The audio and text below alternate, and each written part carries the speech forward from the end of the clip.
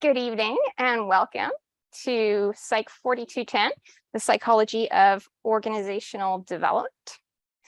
And organizational development is broadly how you, as an internal or external practitioner, would help make an organization healthier, more effective.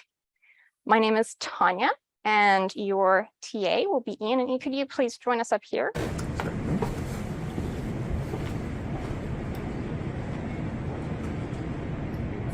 Yeah, I have somebody there, so.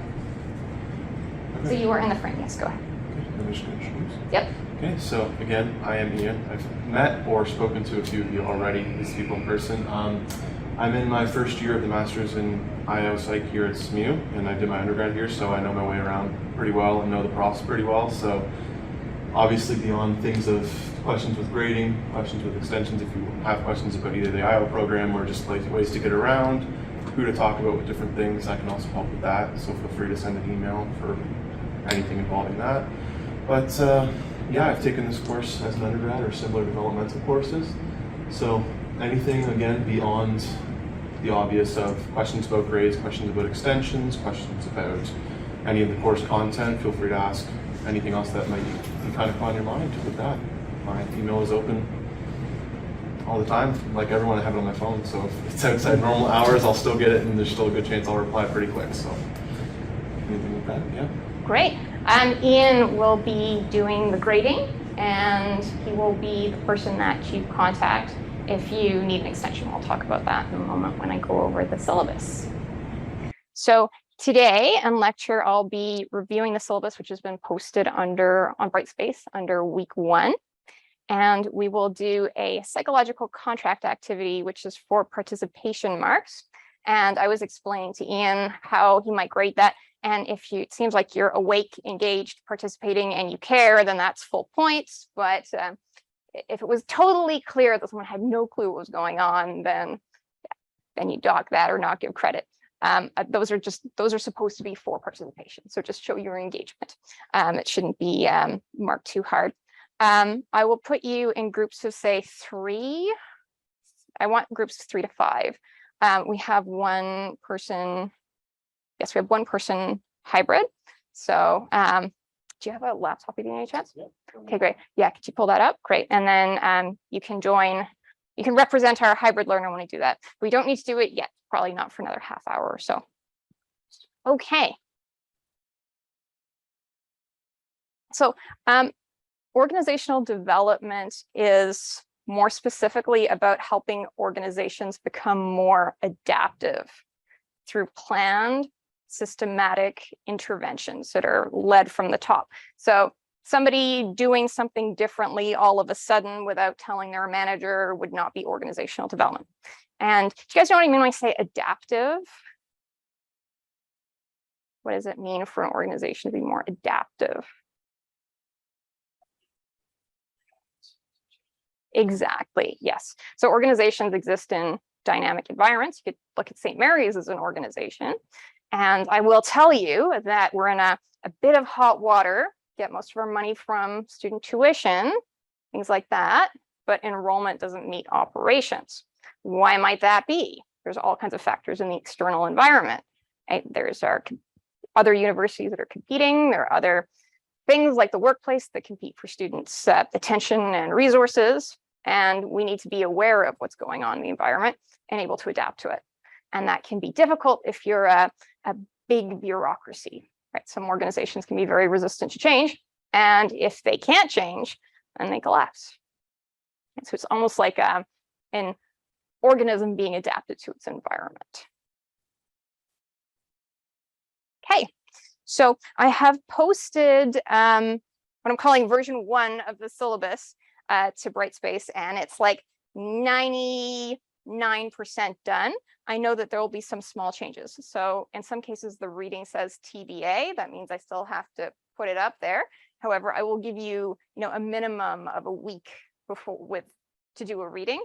And if it's not posted by a week before the lecture, there'll just be no reading for that week. As well, I'm still communicating with guest lecturers and confirming the dates that they'll be in and whether or what readings they'll be assigning. So there'll be some small changes, but it's mostly all there. I will notify you of any updates. I post my updates on the news section of Brightspace. So Brightspace is organized by week. Right now you can see week 1 if you go on the class Brightspace, and that's where you find the syllabus and the discussion forum where you can post your activity for today. And the PowerPoint deck that I'm using right now is also up there, and I post those. I endeavor to post those by 5 p.m. so that you can download it and maybe scroll notes on it. Some students like to do that. All the readings will be posted there except from the textbook, because I'm not allowed to post a PDF of the textbook on Brightspace. That would be a copyright problem. It is where you will find and submit your quizzes and assignments. And there's also a grade book where all your grades will be posted. That's not live yet, but I hope I'll have that up by next week. And I'll also post resources there. So your class PowerPoints will be there, notes from the textbook. I'll provide some practice quizzes. So I will be quizzing you guys, but there'll also be a practice quiz. The practice quizzes are only based on the textbook. They don't have any lecture content in them, so I just pull them from the textbook supplier big bank of questions. But I do write my own test questions for the real quizzes. That's because all these test bank questions are all, you can find them online, right? If you just Google the question. So I can't do that for a test, so I write my own. But you can use them as practice. And assuming everything works for me, I'll post a video of the lecture and things like grading rubrics for the assignments as soon as they're available. So there is a required text for the class. Has anyone tried to get it yet? Not in the bookstore? In the bookstore? Okay. He's having a problem with it right now, like date building said they're having a problem with the distributor. Oh, interesting. Okay. So nobody has the book. Okay. That PDF is probably the 7th edition.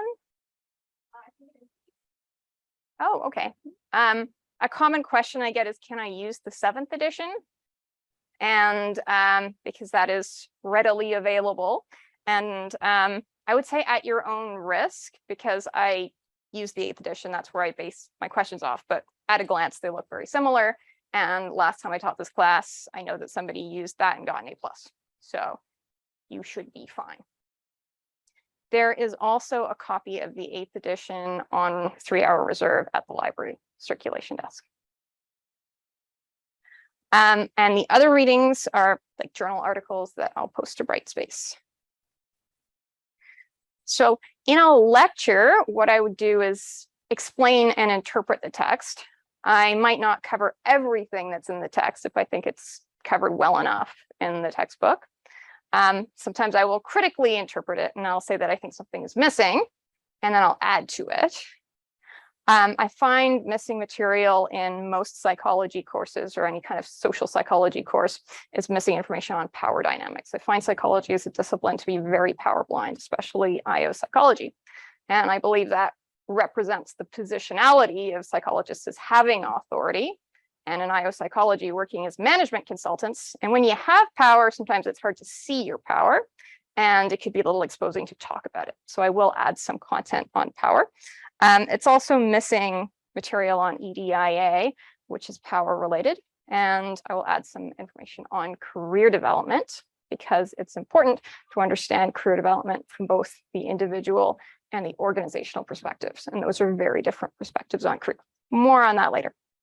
I've invited some guest lecturers. Some are academics. So we'll see Shripad Pense. He's professor emeritus in management in class on Tuesday. And I've also invited Lucy Coatsum from the IO psychology program to discuss EDIA. And we'll have some folks from career and experiential learning, some career development practitioners also come see us. I'll also be available for your questions. So you're welcome to raise your hand anytime in class or at the end of class. However, your question would be on a recording. Since the microphone's attached to me, it usually doesn't pick up student voices or pick them up very well. So your voice kind of probably won't be easily identifiable on the recording. But if you don't want that, then you can just, I'll turn this off at the end of class and you can speak to me privately. So that's a few different options for your participation. And you can also just email me as well, or even post on, there's a discussion forum on Brightspace. I will have the slide decks posted by 5 o'clock. That gives you about half an hour to download them if you want to use them to take notes. A lot of people have asked me whether they can sort of not come to lecture because of issues with, say, commuting. I'd say attend lecture as a plan A, because that's what the course is designed as, right? As per the academic timetable, it's an in-person class. I do my best to support hybrid learners and remote learners, but there are times that I have forgotten to push record on my phone and there's no recording. Okay. And there was a time that the battery died on my microphone and people couldn't hear me. So technical issues do happen.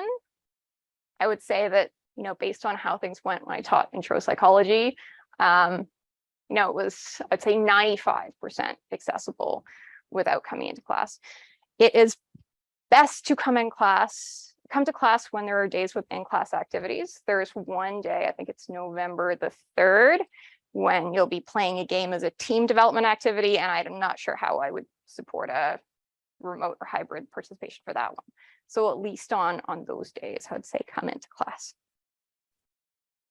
And the link is in the syllabus and on the slide as well. So why do I support lecture recording? A normal human attention span is about 20 minutes. Okay, so if you're doing something that is not too hard, you can do that. If you're trying to focus on it for about 20 minutes before your mind will go for a walk. And so a 75-minute lecture that's at a 4th-year university level, where you're taking notes and you're trying to copy my slide, maybe, that's not cognitively really possible. It's not really reasonable, I don't think, to expect you to do that. So what I like about a recording is that if you your mind wanders, then you can go back and review the part that you missed. And when I track, you know, sort of how long people watch lectures for, and remote learners watch them for about 20 minutes before they take a break, and that's how the human mind works. So I do like to give you that. Another thing that I like about it is that, you know, you can view it at your convenience instead of like, you know, I have to be here on Tuesdays and Thursdays from this time to that time. Sometimes people have shift work and you get called in suddenly. So if there was a recording available after, I think that would be, you know, I think that just makes life easier in 2022. You can pause for breaks, you can repeat. There's also a closed caption function. So some people like that. And you can speed it up or slow it down. So some people need things slowed down. I talk kind of fast. And then there's some people who process information very quickly, and you can just set it to, you know, come at you at 2 or 3 times the normal speed. Some people do that when they're cramming. And I like the values of it: accountability, transparency, accessibility, those kinds of things. So go through your assessment now. So there's 3 main components to the assessment: quizzes, assignments, and class activities. And what I've tried to do is break up the assessment into class so that there's nothing that's worth more than 5 to 10% of your grade. Okay, so there's nothing that's really high stakes. But if you put a decent effort in at doing everything you can, you should come out fine and without too much needless stress. So there are 10 quizzes, and each of them cover 2 to 3 chapters or lectures.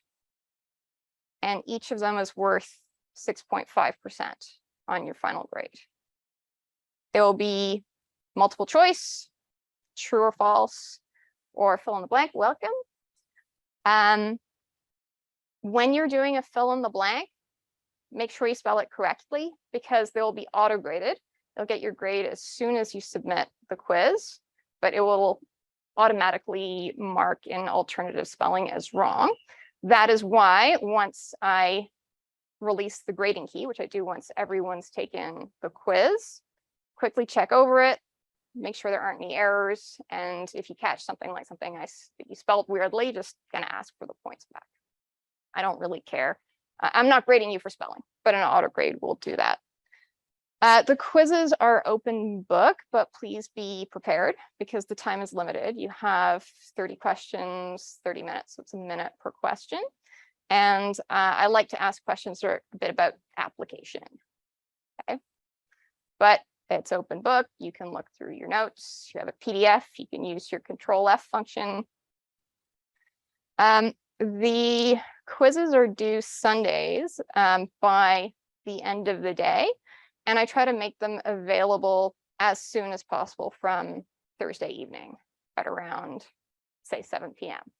That's like an aspirational goal. And the past have usually been a bit later than that. Usually the latest is like Friday evening, but then I'm not happy with myself when I do that. So I'm going to do my best so that like you could say, listen to the lecture that ends at 6:45 on a Thursday, and then just you know, quickly review your notes and then take the quiz and be done. That's my vision. So please see the timetable in the syllabus for the quizzes. They're all in there. So it's almost every Sunday there's a quiz. The first one is on September 25th. And again, once everyone writes the quiz, I'll make the feedback available, and please let me know if there's any issues. Then there will be assignments worth 20% of your final grade. There are two. One is an individual assignment and one is a team assignment. Your team should have a minimum of 3 students and a maximum of 5. I need to know who's in your team by November the 1st, sort of at the latest. But as soon as you know, let me know. If somebody isn't in a team by November the 1st, then I would randomly assign them to a group that has less than 5 people in it. The assignment, which I'll explain more about, will be to provide feedback on an OD initiative here at SMU. So imagine that you're the consultant, you're a team of consultants, and give the university some helpful information. Okay, affirmative and constructive feedback. So good quality constructive feedback would identify the issue specifically and also give them some kind of actionable recommendation on what they might like to do better. And I'd also like you to think about how you would know if the intervention is working, because it's really common for organizations to do OD interventions that look and sound good, and then we assume they're good. We don't really know if they're working. So think about, how would you know if this actually works? Now, I said it was due November the 6th because that was just a space in the syllabus, and I need to provide you with some initial framework, but you can ask for an extension on that deadline. So that's something you want to work out with your team. So I'll tell you more about the assignment now. So the organization has a bit of a problem, and by the organization, I mean this one. Okay, we draw most of our revenue from students, tuition, bookstore sales, but now you're going to find the book online, right? Food services. But enrollment does not meet operations. And of all the students that come in the door in first year, only about 45% of them are going to graduate by 6th year. So we're losing our students. Do you guys know why? No. Answer to that? Well, people speculate, and there's a lot of speculation about why, and we have these big meetings. The last one I was at had like 170 people at it. We're all speculating about why and trying to come up with solutions. There actually is no good data on that. Like, there's no data from SMU students. There's no exit survey. right? People don't say, there's no formal way to collect information on that. So maybe there could be, maybe you might suggest that as part of your assignment, but right now we don't know why. And I know what I notice about the speculations is often kind of based on the roles and positions in the organization. So I hear faculty speculating that students aren't coming in prepared with the academic skills they need, right? That high school is not preparing them for university. Heard that argument. I've heard counselors speculate that it's because of mental health reasons. Maybe it's too stressful, maybe we don't have stress management skills, maybe we need mindfulness workshops. Folks from external affairs might think it's because the logo isn't modern enough. Spent a lot of money updating that logo. Folks from the finance office might speculate it's because students can't afford the tuition. So we don't really know. We have our theories, and I do think those theories tend to reflect a role and position in the organization. What we know about research on student retention, and that's something you might want to look up, is that most students come to university because they hope that their degree will lead to a good job. But I could ask you that question now, like, why did you come to university? Right? And why did you stay? Do you have a plan? Do you need a plan? So the research that's out there suggests that students come to university because they hope that the degree will lead them to get a good job, high income, benefits, the kind of lifestyle they want. But in saying that, I'm citing research that's been done with focus groups, with British undergraduates, about 10 years ago. And I'm assuming that it's true of you guys here now, but that's kind of a stretch. We do a lot of that in psychology, called generalizing. So maybe that's true of you guys, maybe it's not. Career development professionals here have observed that students come in to see them who are worrying about their future. Right? They might worry, am I in the right major? And am I going to be able to get a job with this? And so they have developed an intervention, which you will get to observe in class, that is designed to help students be more adaptable and feel more employable. So where a lot of students might feel that they need to know what they're going to do, you might hear them saying that, it's okay to shift gears. Okay? So that's the idea of adaptability, that there's a changing environment and you yourself have the skills to shift gears. So that's almost like when we're talking about OD as being about the adaptability of the organization. You can look at an individual and say, how adaptable are they? And you'll also hear them promoting the idea that you're learning skills here and that those skills are going to be marketable to a future employer. Might hear about something like your co-curricular record, for instance. I did tape this intervention as it was given a few months ago. If you want, if you're some people are kind of anxious and they like to be over-prepared. That's why I gave you that link. You don't need to go watch it, but if you want to satisfy yourself, you can go see it. So I gave you a link to that in the syllabus, but what you'll be evaluating is the one that you see in class. I think that's on the 25th of October. I would like you to provide your feedback to the university. Like, what do you think the strengths are? Right? What do you think the weaknesses are? The cell staff have observed a lot of students might kind of come to them in fourth year and being like, wow, I always needed this service, but I didn't know about it. And they're thinking maybe if they could come into classes and give this intervention, participating first year classes, then more students will hear about them and go and use their services. So it's also onboarding. And how would you know if that worked? Right? How would you know if that actually improved retention?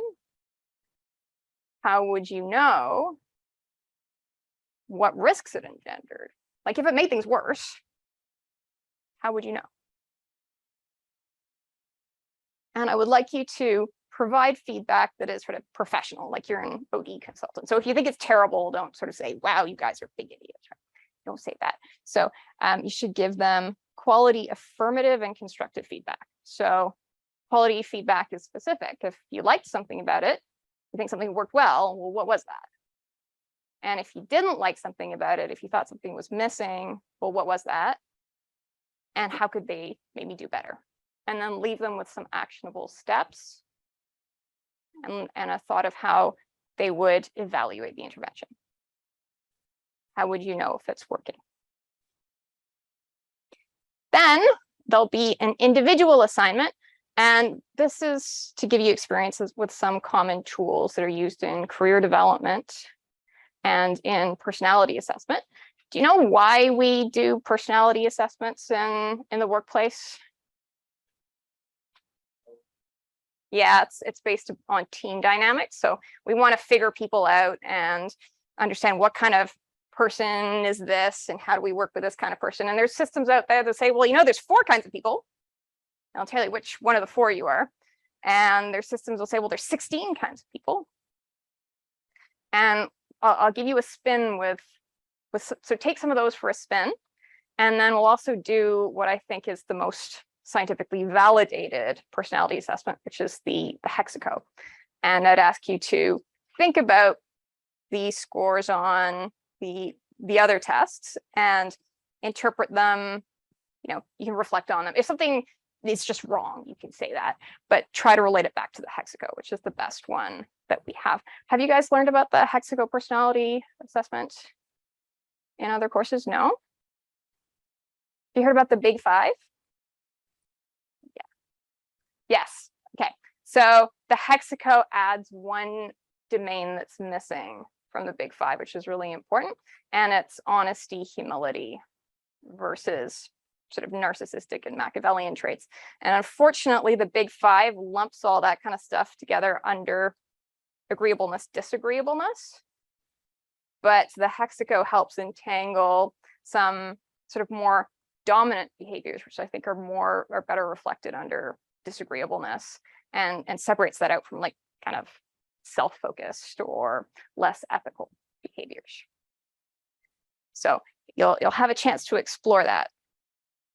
I think that's all for that assignment. I don't think that assignment is like a difficult one. Most students do well on it, but I want you to get some experience with these tools. All right, then there'll be some class activities, and they are collectively worth 15% of your final grade. At this time, I have 3 scheduled, so that'd be worth 5% each. But I'm still working things out with guest lectures. And I think what's going to happen is that we're going to have 5 that are worth 3% each. So I suspect that will happen. So try to be in class on the days of the in-class activities. I think that'll just make things a little easier. And if you can't come to class, I will do my best to accommodate you. And submit the results of your activity to Brightspace. I was talking to Ian about how you might grade that, and I want to know that you're awake and that you care and that you're engaged, but otherwise we didn't see heart marking for a participation activity. I have given you a timeline with deadlines in the syllabus because I have to give you some kind of structure initially, but that's not always going to work out for you. If you know that something that you need an extension, please reach out to Ian with 24 hours notice, okay, and ask for a new deadline. If it's a deadline extension on the individual assignment, that doesn't really impact other people as long as your team's okay with it. So I'm very liberal with that, but please be aware that if you're going to ask for an extension on a quiz, that's holding up the rest of the class in terms of checking their feedback with a grading key. It's not a big deal if it's a day or 2 here and there, but I wouldn't want to hold a lot of people to hold everyone back for a really long time. I have done this with 20 deliverables in a class of 100 where I thought that'd be insane chaos. It actually worked really, really well. People were super responsible with it, and it was kind of humbling for me. Anyway, so if you're sort of over the 24-hour deadline, you miss something, then I need you to submit an extenuating circumstances form. And that sort of has a section where you might explain it. And sometimes I might decline those. So if you think you're going to need an extension, please be timely about it. I can't let someone rewrite a quiz after the answer key has been distributed. So there's a section on academic integrity in the undergraduate calendar that you should be familiar with. It's called Academic Integrity and Student Responsibility. What I say is, if you think something might be cheating, then it probably is. I don't want to kind of give you a list of all the ways students can cheat, because in case that gives people ideas, ask me first. Please do not share quiz items or answers with anyone else. It's a lot of work to come up with test questions, and when they go and get posted to Chegg, then I have to do the work all over again. So please don't share those. If you need extra time on a test, talk to me. That's a common accommodation, by the way. Are you guys familiar with the Fred Smithers Center? So it's quite common for me to have students have accommodations for, let's say, time and a half or double time on tests. And when I hear those from the Smithers Centers, then we just plug them in on Brightspace. I am required to report academic integrity violations if I suspect them. So last time I taught this class, I made 7 reports and 6 were found to have violated Section 18. And it's kind of a long, uncomfortable process. So it's best to avoid that. Right? Don't bring that on if you can. So I will act within my role to support your success. So I want to provide you with all the academic resources that you need to succeed. I have one core teaching objective, that is that I want you to learn something about OD that is kind of worth the financial, temporal, and personal resources that you expended to be here. And for domestic students, that's probably what, like $1,500, and international, I think something like $3,000. So whatever you learn should be worth that much. And I'll try to be 3 things for you. Okay? Competent, caring, and ethical. That's my standard for myself. Sometimes I will need to connect you to university resources. So there's different offices that do different things, different roles and responsibilities.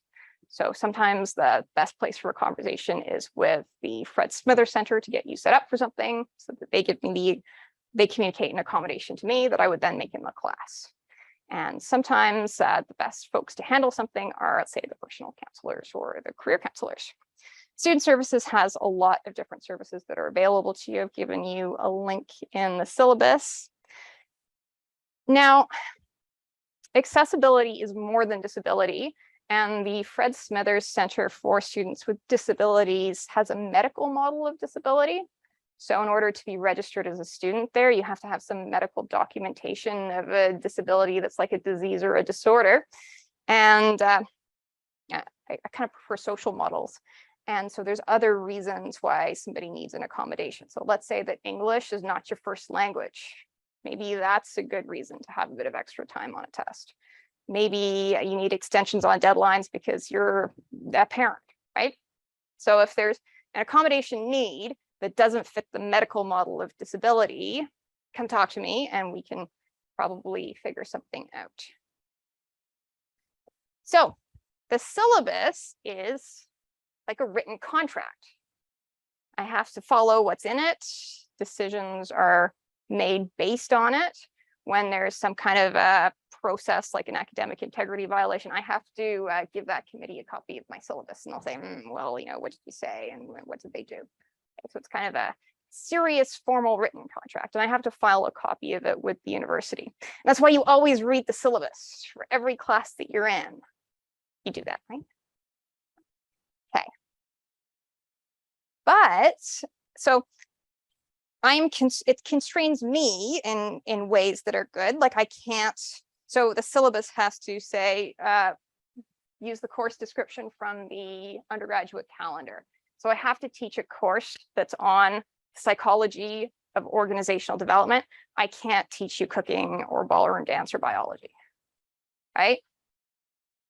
So it's good to have formal written contracts, but they don't cover everything in life. And in fact, there's something called psychological contracts. You heard of these before? like in life, there are social expectations. We follow social scripts. So right now, I'm kind of acting like a teacher, and you're acting like a student, and I'm doing my teacher thing, and you're sitting there taking notes, doing your student thing. And I could do something that might surprise you or that might seem unexpected, that could be violating of that expectation, even though it's not anywhere in the syllabus. So a psychological contract is a perceived, unwritten agreement. It's about norms and expectations. And they're open-ended. So what we start off with, let's say our expectations in an employment relationship or in a class, could develop and change over time.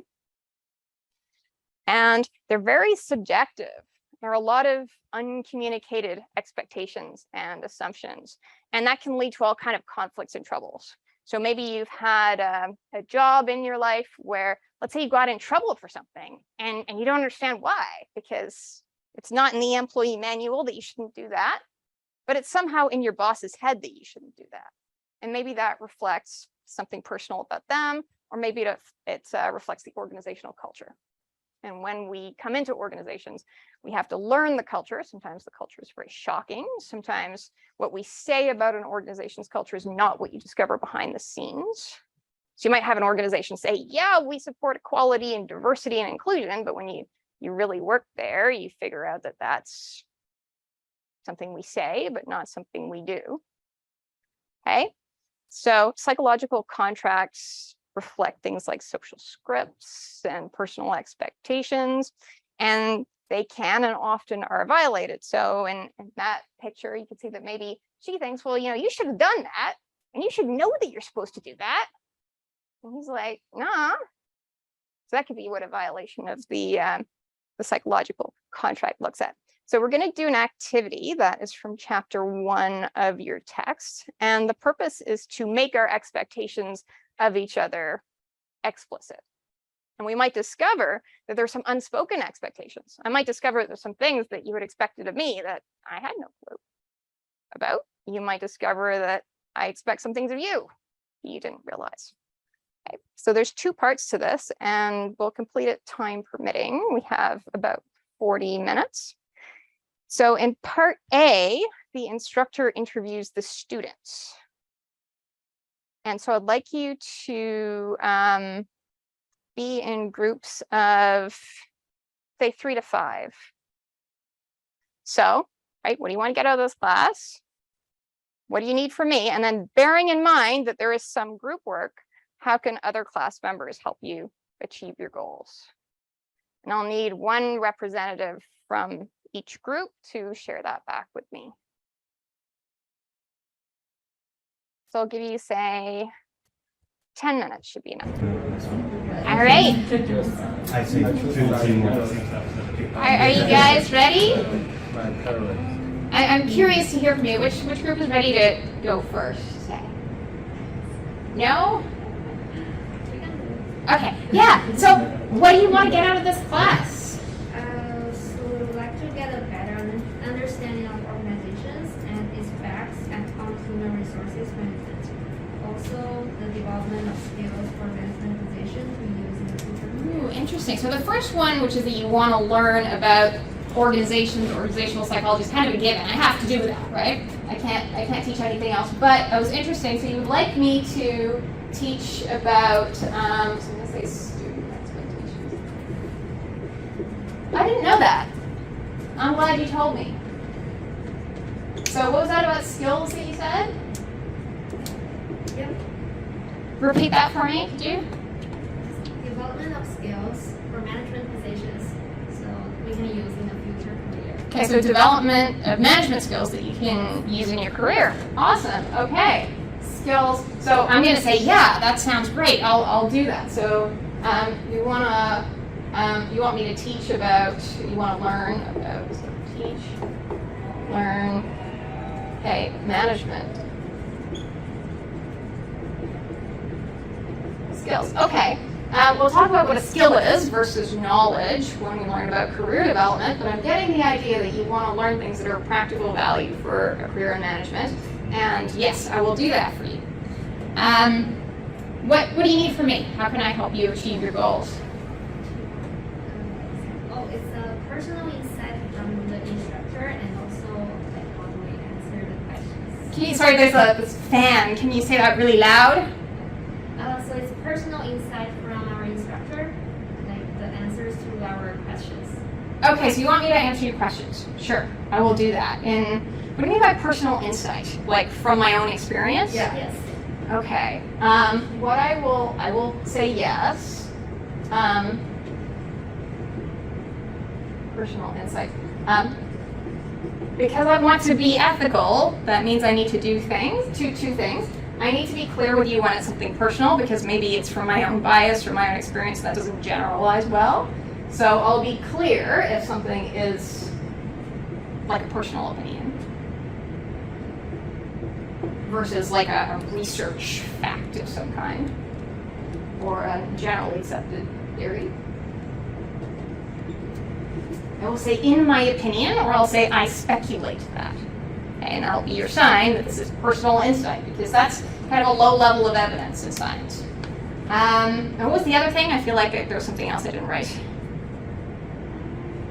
Am I missing something? No, it's just those two. Okay, those two. Good.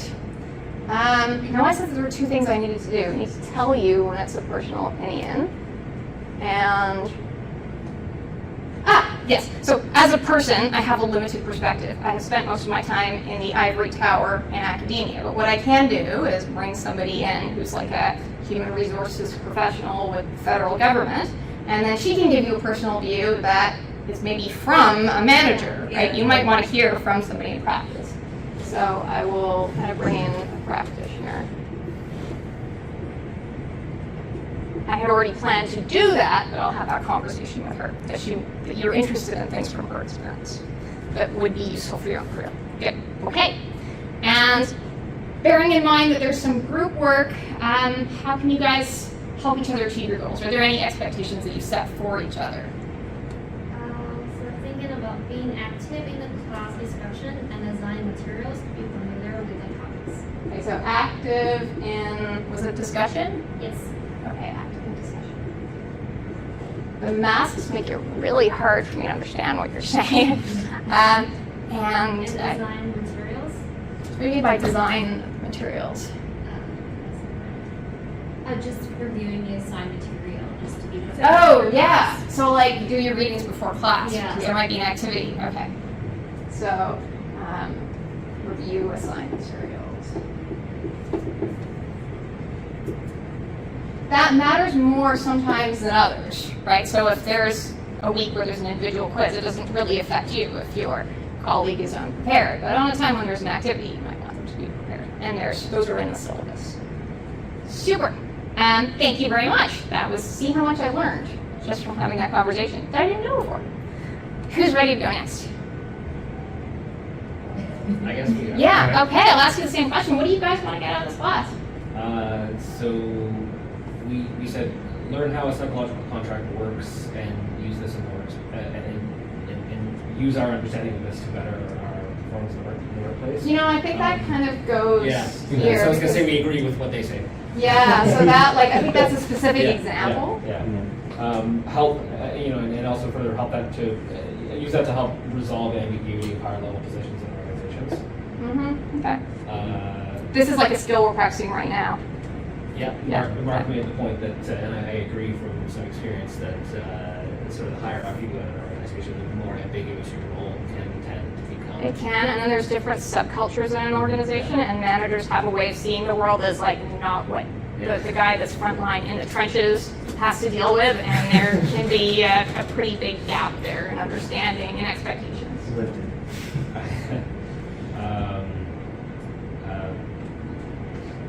I said learn skills and perspectives to be a better leader and a better manager and a better team player.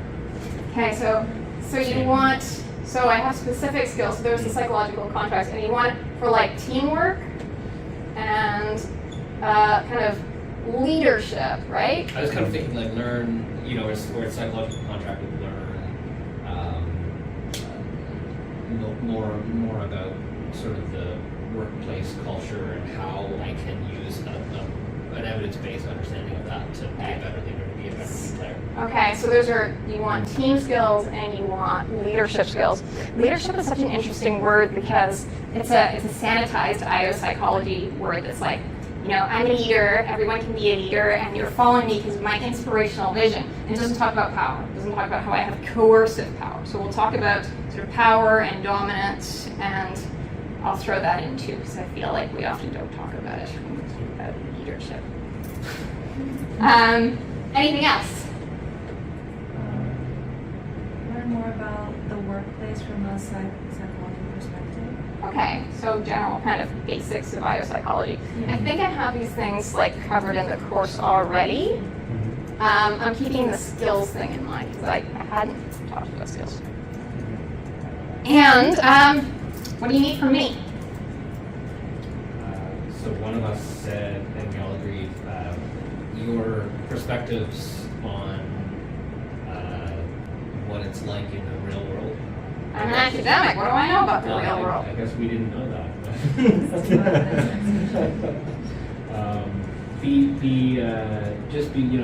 Be sincere in focusing on our goal of learning and not focusing on the testing or the hurdles, but So make it about kind of meaningful learning. yeah.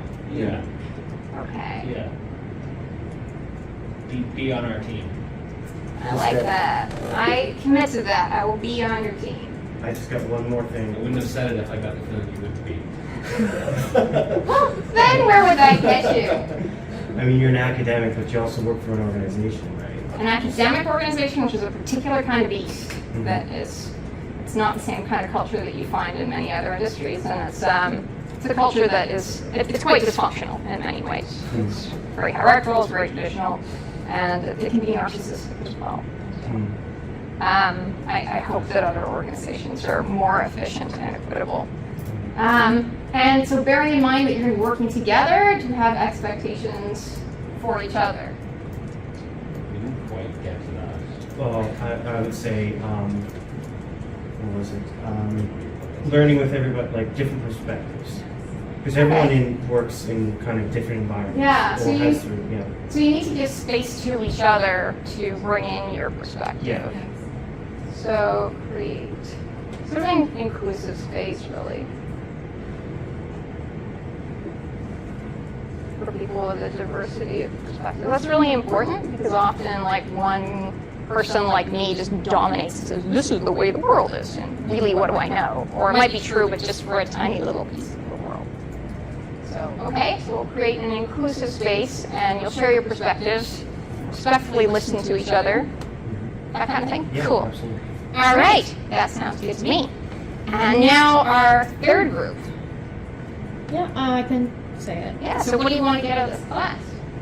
A lot of great points already up there, but basically like how organizations succeed and how you can create a positive organization that's adaptable that people want to continue working at. Interesting. So, yes, the course will talk about adaptivity, and the values of OD are humanistic. And it sounds like you kind of want to know how to create organizations that are nice places to work, where people stay. And kind of like your organizational culture.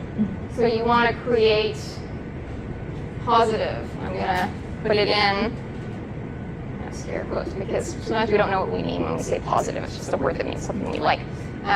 But we'll create positive or maybe healthy or inclusive organizational cultures.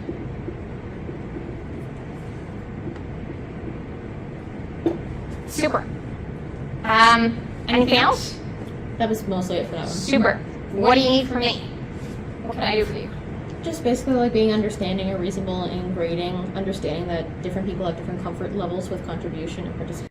Yes, that is super important. I remember when I started teaching, it was in an environment where it kind of privileged extroverts, and I did my best to drag out the introverts and get them to speak. And looking at that now, I don't think that was respectful or inclusive, because some people are quiet and like to listen and observe and speak after much thinking. And who am I to, make them into this student, right?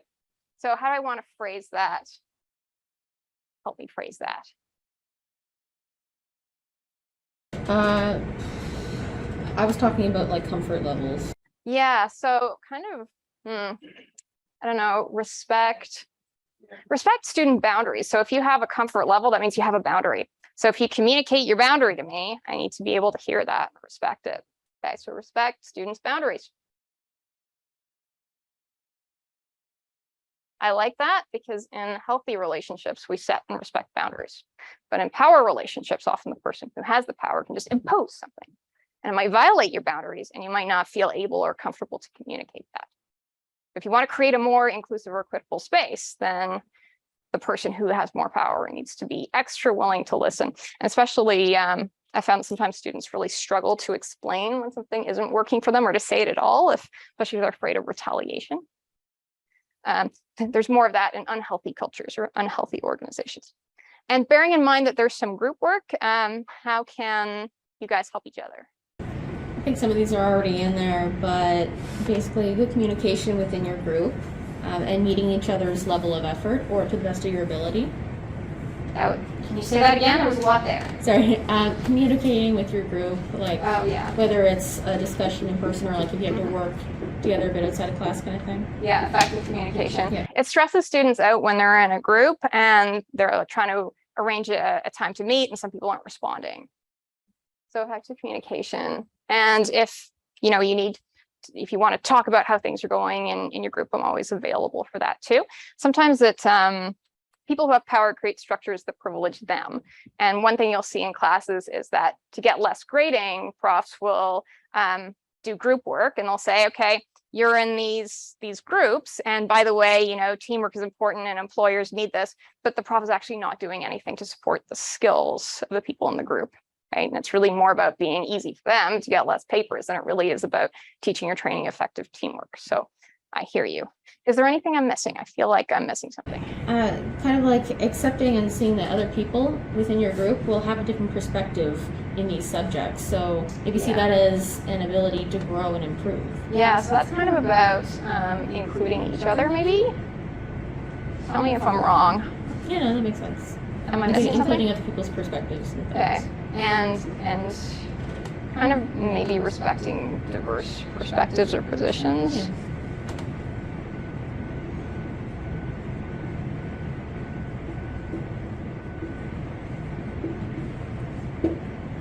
Anything else? I think that's it. All right, well, we have about 10 minutes to go. I wonder if we have time. Let's look at part B. So we just did that. So in part B, then you stay in your groups, and this time you have a different representation, and just see if there's any questions that you want to ask me.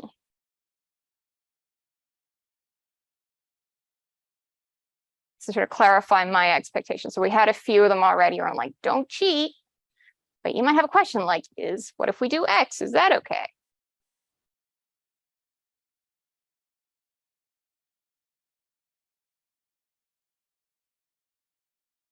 So I can give you like 5 minutes for that. Anything you want to ask me? How you guys doing? I think we're good. Ready? Great. All right. So do you have any questions for me? Want to clarify anything? Do you want to voice your question or worded it better? I think our team is focused on assignments, so I think the team assignment should have a leader, but not real leaders, just assign them some teamwork to the teammate. So when you get into your groups, and I need to know what the groups are by November 1st, that's a fair amount of time to get to know each other in class. And then within your group, you can sort of assign roles. And you know what? Now that you said that, I think that I could have a role in giving you some pointers on successful teamwork. And so, for example, one of them is that you should have everyone know what their strengths are and then play to each other's strengths. So it might be somebody that's a really good writer, and that's the person that maybe should do the writing. And maybe there's someone else who's a really good researcher, and maybe you have that person do the research. So I will give you some pointers on effective teamwork. Right? I shouldn't just throw you into groups and say, come up with something great. Right? I'll give you some pointers or information on effective teamwork. This group likes that idea. Okay, great. Like play to your strengths. Any other questions? Question from Zoom. Yes. This might be better answered in the class where you discussed kind of the project you were talking about with student retention. Yes. Things like that. But she was just wondering kind of your opinion besides expenses, if you have any kind of just My opinion on what? on why the student retention is so low. Yeah. Again, might be better suited for the class, but I'm like everyone else in that I have my little perspective on the organization, and I see and hear what I see and hear. And so one thing that I've noticed is that there's a barrier to students in coming to class at a certain days and times because they get called into shift work because they have kids. And so one way I try to accommodate that is by recordings that you can watch later. And I think that can help students with disabilities, but that's just my little perspective. That's not an organization-wide survey, right? That's anecdote. That's my speculation from what I see, but other people might have different ideas, and you might want to suggest, well, what would be a good way that we could find out so that we're not just doing some intervention on some speculation. I mean, can we do better than basing interventions on speculation? Do you guys have any questions for me? Yeah, our question was, what does an ideal student look like to you? What does an ideal student look like to me? Is there any advice you can give us? So can you, it's the mask, it's hard for me to hear. Like any advice you could give us that would help you out as a teacher? Ideal student. When we have ideals, we start imposing our values on other people. What are my favorite students? Probably ones that are engaged and care. I am challenged sometimes in dealing with students who cheat. I think that you show your character as an individual, as an organization, as a nation, not in how you treat the person that's doing best, because every country treats their kings very, very well, right? Rolls out the red carpet and says, yes, sir, thank you, sir. I think you measure your character in how you treat the person that's doing the worst. And so my challenge to myself is, how do I handle these sort of academic integrity issues? Because if somebody were to cheat or share questions, then that undermines everything I'm trying to do in terms of learning. And I get upset, and in the past I've kind of cracked down hard, and I don't know if I've handled those in the best way. So that's on me to think about. And if there's a process, if I suspect something, then I report it. But I've probably written like maybe the report could have been diplomatic, and I had like a 5-page scathing report. Like maybe I didn't need to do that, right? But I do probably I appreciate it when students are engaged and interested and care. And I like it when you sort of do the reading, and I'd be upset if you hired somebody to take a test for you.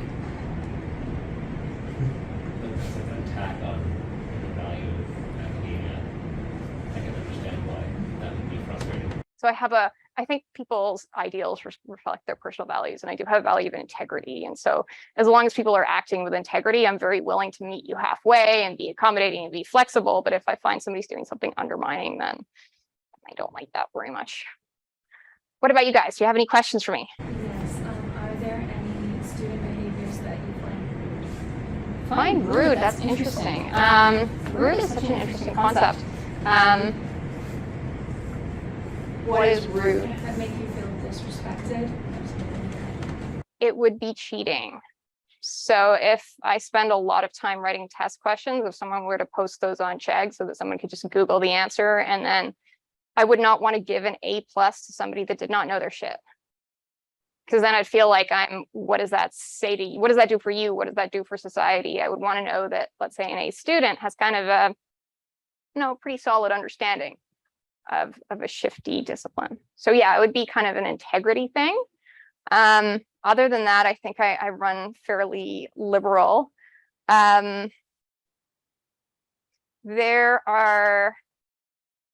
I would like you guys to be aware of kind of, each other when discussing sensitive issues. I don't want to say don't discuss them at all. Be aware that certain subjects can be triggering for certain people for certain reasons. And all I'm saying is be aware of that. I'm not saying don't say something or don't ask questions.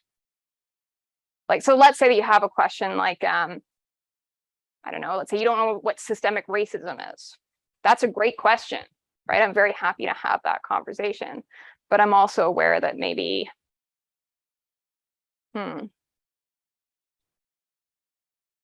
ask it in a way that's genuinely curious rather than say in a way that might be excluding somebody from, let's say, a marginalized group. So I'd say, ask your questions and always try to remain thoughtful of each other.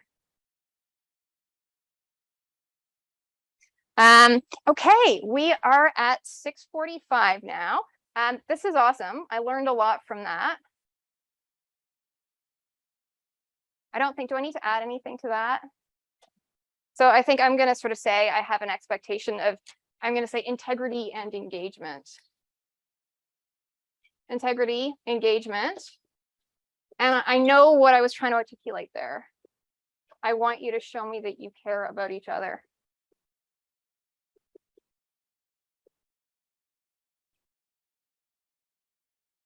And now I'm going to save, you know, since it's 6:46 p.m., I will save the last part for next class. I think we did well today. Thank you all for your attention, and I will see you on Tuesday when we will have another activity, which will be led by Shripad Pense, who is a professor emeritus in management. So I'll see you next week. I'm going to stop recording now, so any questions will not be recording.